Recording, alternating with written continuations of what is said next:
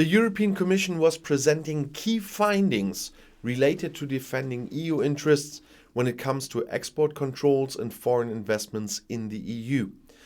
The Commission screened 400 foreign investments since the new foreign direct investment screening legislation entered into force. While only in place since a year, there has been an impressive take-up of this mechanism, meaning that EU interests will be better protected going forward.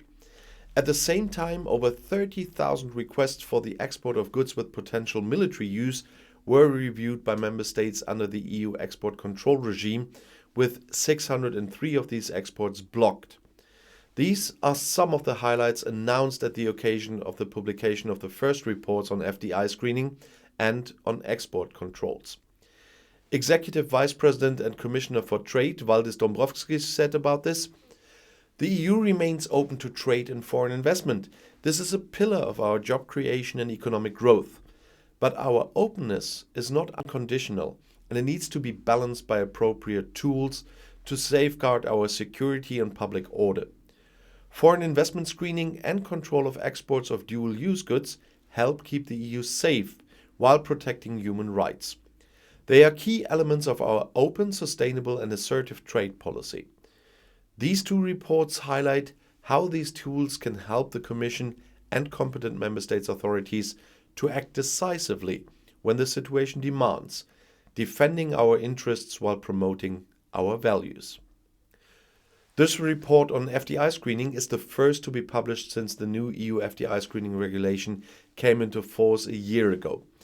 Under this regulation, Member States and the Commission work closely together to ensure that any foreign direct investment which can pose a security risk to EU Member States or EU critical assets is effectively screened. In terms of key findings, the report highlights the Commission screened 265 transactions notified by Member States under the report until the end of June 2021. 80% of the transactions did not justify further investigation and were thus assessed by the Commission in just 15 days. Most notifications for screening from Member States concerned the manufacturing sector, ICT, wholesale and retail. The top 5 countries of origin of investors among notified FDI cases were companies located in the United States, the United Kingdom, China, Canada and United Arab Emirates.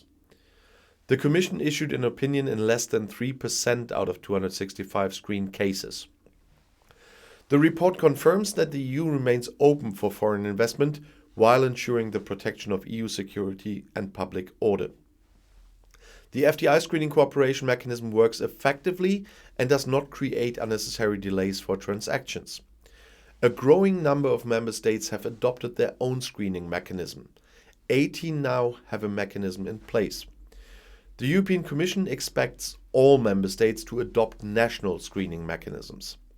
This will further enhance the effectiveness of the screening system and ensure a comprehensive EU approach to tackle risks related to security or public order.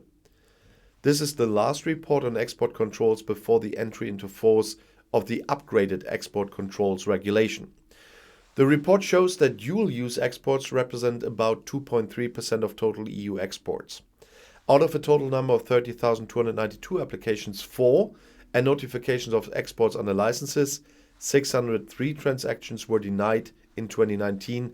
That's 0.02% of total exports. This would put the value of dual-use trade at 119 billion euros in 2019. And